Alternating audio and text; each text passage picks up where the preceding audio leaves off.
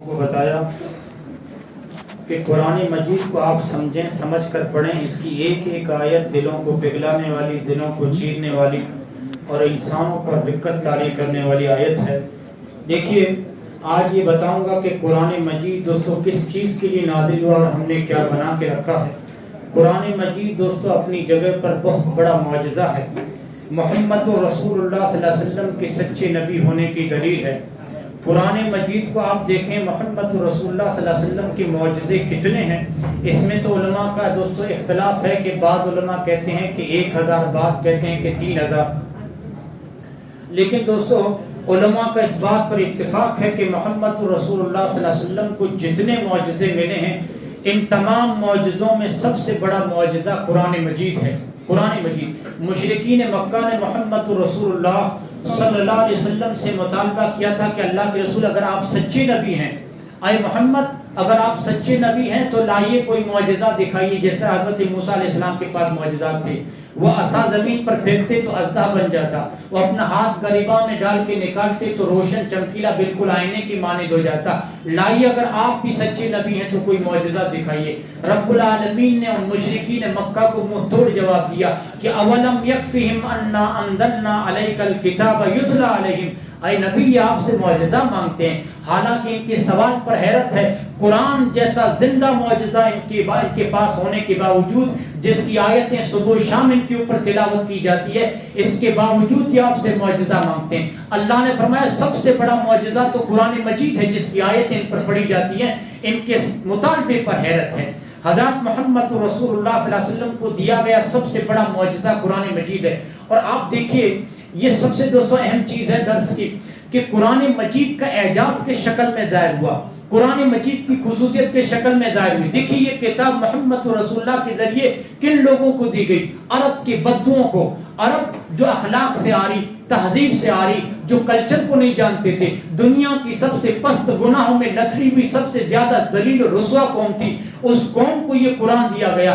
جب قرآن اس قوم کے پاس آیا تو انہوں نے اس قرآن کو اپنا رہنما بنایا. جن لوگوں نے عربوں کی تاریخ لکھی ہے، مورخین اش کرتے ہیں، حیران ہو گئے کہ 50 سال کی قلیل سی مدت میں قرآن کے آنے کے بعد اس عرب کے بدو نے آدھی دنیا کو فتح کر لیا، آدھی دنیا کے حاکم بن گئے. آپ جانتے ہیں جن عرب کے بدوؤں کو جو پڑھنا لکھنا نہیں جانتے تھے، دنیا کے بادشاہوں نے حد شمار سے باہر کر کے رکھا تھا کہ یہ عرب کے بدو، انہیں تو بکریاں چرانے کے علاوہ کچھ نہیں آتا، یہ اونٹوں کی ہدے کھانی کے علاوہ کچھ نہیں آتا.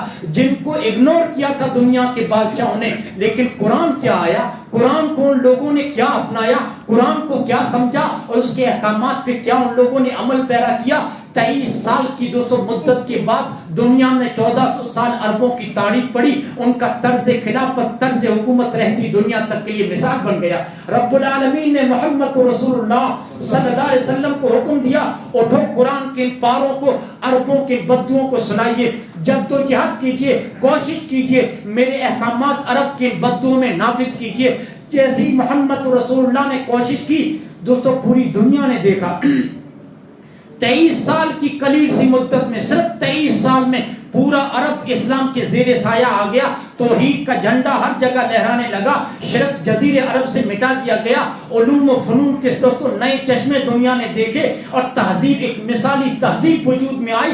اور دوستو ترقی کی نئی سمتیں، نئی راحتیں اور نئی جہتیں لوگوں نے دیکھی. یہ قرآن کا لایا ہوا انقلاب تھا، یہ قرآن کا کرشمہ تھا کہ تہذیب کی شمع روشن کی اونٹوں کے چرانے والوں نے، تہذیب کی شمع روشن کی اونٹوں کے چرانے والوں نے کانٹوں کو گلوں کی قسمت دی، ذروں کے مقدر چمکائے. محمد رسول اللہ جب دنیا سے جا رہے تھے تو صحابہ کو جمع کر کے آپ نے کہا کہ قیامت تک آنے والی نسلوں کو بتا دینا کہ ترکت فیکم امرین لن تضلوا ما تمسکتم بہما کتاب اللہ، کتاب اللہ. کہ لوگوں میں تو دنیا سے جا رہا ہوں لیکن قرآن کی شکل میں ایک نسخہ کیمیا چھوڑ کے جا رہا ہوں. لوگوں میں تو دنیا سے جا رہا ہوں لیکن قرآن تم لوگوں کو دے کے جا رہا ہوں. صرف قرآن کو پڑھنا نہیں، اسے سمجھنا، اس کے احکامات پہ عمل کیا پیرا ہوتے رہو گے. دنیا کی کوئی طاقت تمہیں آنکھ اٹھا کے نہیں دیکھ سکتی، دنیا کی کوئی طاقت تم کو گمراہ نہیں کر سکتی، دنیا کی کوئی طاقت تمہیں پسپا نہیں کر سکتی.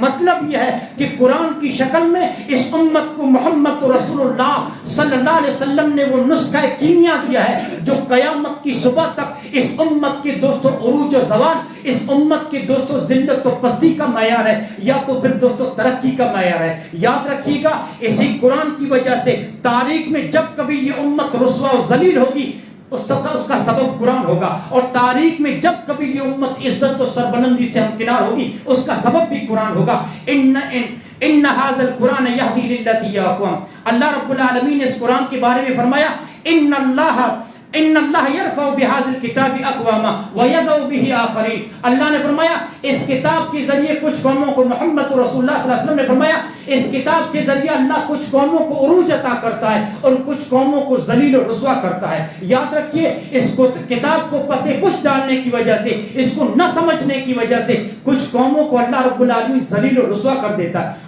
آج جو ذلت و رسوائی ہے، ہم صرف دوستوں اس کی عربی عبارت کو رکھتے ہیں، واللہ آج تک اس کتاب کو دوستوں ہم نے سمجھا نہیں۔ اگر سمجھے ہوتے تو صحابہ کی طرح سرکی ہمارے پاس ہوتی۔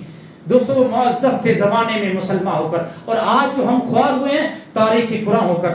دیکھیے یہ موضوع میں دوستوں آپ لوگوں کے سامنے رکھ رہا ہوں، اس موضوع کے تحت لوگ الگ الگ دوستوں میسیجز یا ویڈیوز مجھے سینڈ کرتے ہیں۔ ایک جرنلسٹ ہے دوستوں، ہندو لڑکی ہے، وہ کیا کہتی ہے معلوم ہے؟ وہ کہتی ہے کہ مسلمان اس کتاب کو اپنی آخری کتاب کہتے ہیں، اس قرآن کو، لیکن بنگلہ دیش، پاکستان اور ہندوستان کی عوام اس کتاب کو سمجھتی نہیں ہے۔